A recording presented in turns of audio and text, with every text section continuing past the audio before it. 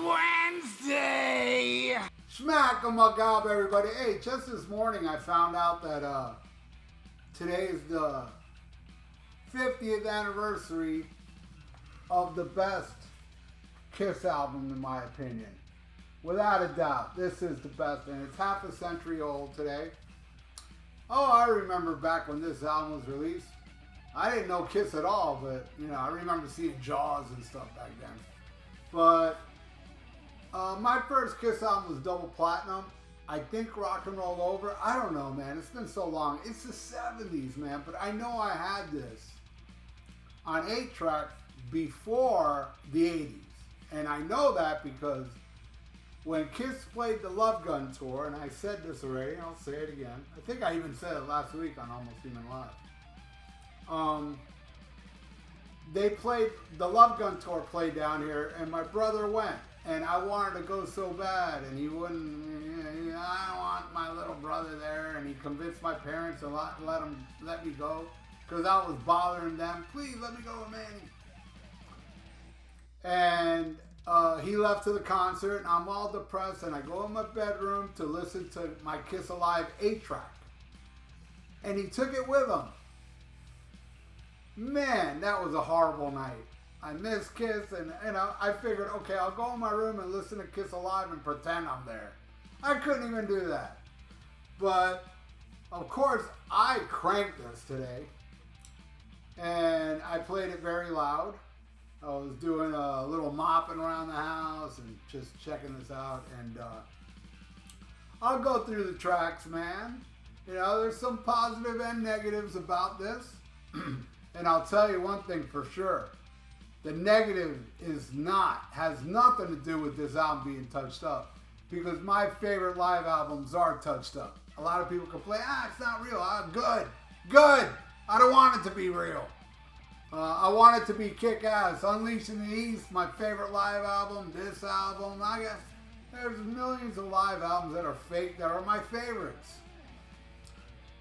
What a bombastic opening. Dudes, finally, Gene opens a Kiss album.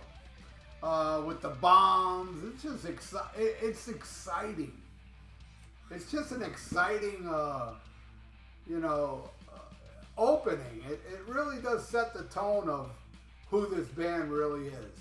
I know the first 3 albums, which I love with all my heart, get a lot of crap for the production, and even though I don't mind the production, when I listen to the versions on this, I'm like, all right, this sounds better than those studio, and my favorite Kiss studio album is the first album, but the songs on here sound better than they do on that first album, I think.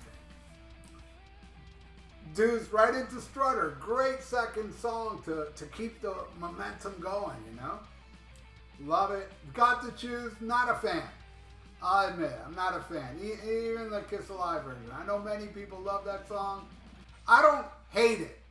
I think it's a good song. I don't think it's great. It's good.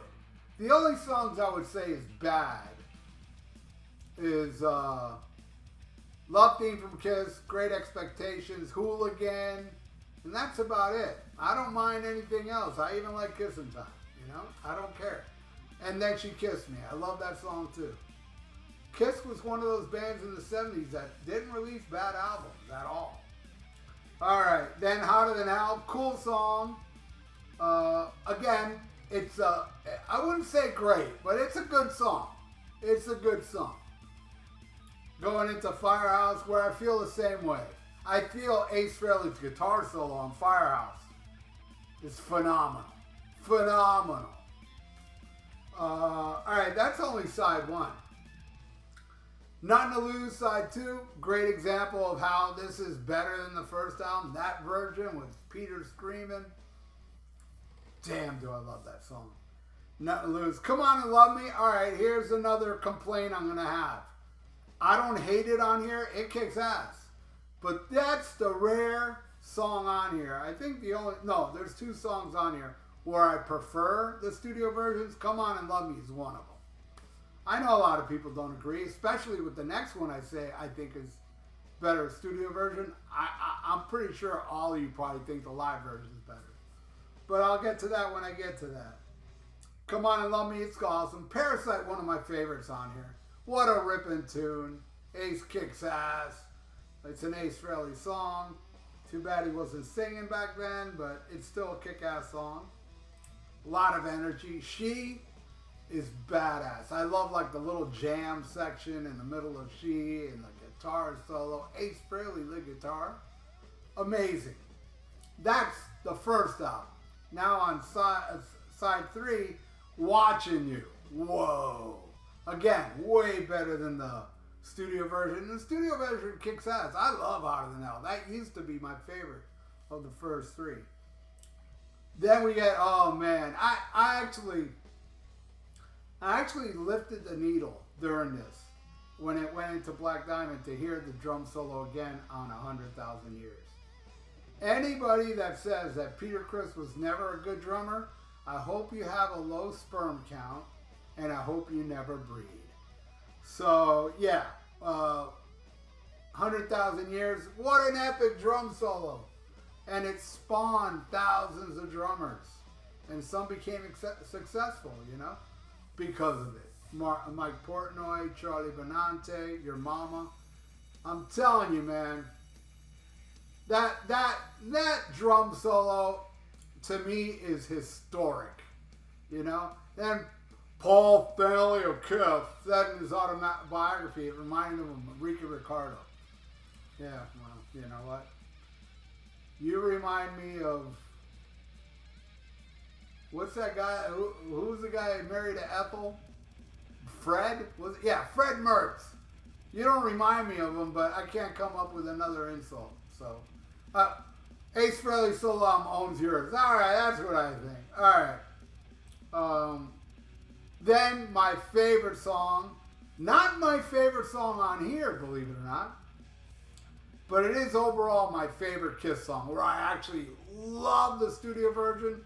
I'll give a slight nod to Black Diamond on Kiss Alive.